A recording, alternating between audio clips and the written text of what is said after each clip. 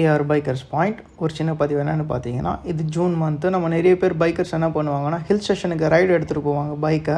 இந்த மாதிரி எடுத்துகிட்டு போகும்போது engine oil, coolant oil, break pads, air filter இந்த மாதிரிலாம் செக் பண்ணுவாங்க. பெரும்பாலும் பிரேக் ஆயில் செக் பண்ண மாட்டாங்க.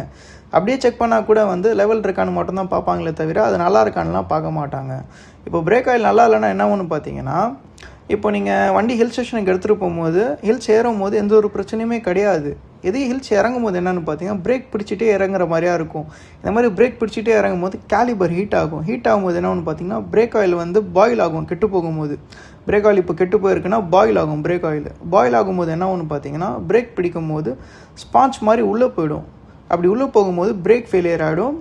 பிரேக் ஃபெயிலியர் ஆச்சுன்னா ஆக்சிடென்ட்ஸ் இதனால தான் மோஸ்ட்லி ஹில்ஸ் இறங்கும் போது ஆகுது. கார்லேயும் சரி, பைக்லேயும் சரி.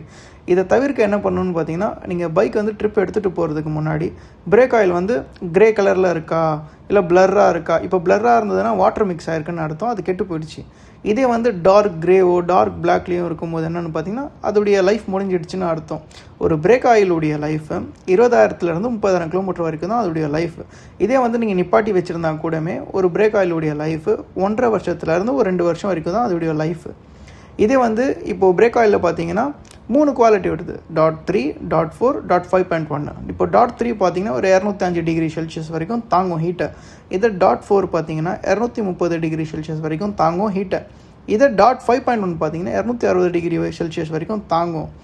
இப்போ இந்த ஆயிலெலாம் நீங்கள் யூஸ் பண்ணுறது விஷயம் கிடையாது. இது ஒரு ப்ராப்பரான ஒரு பிராண்டட் ஆயிலாக யூஸ் பண்ணணும்.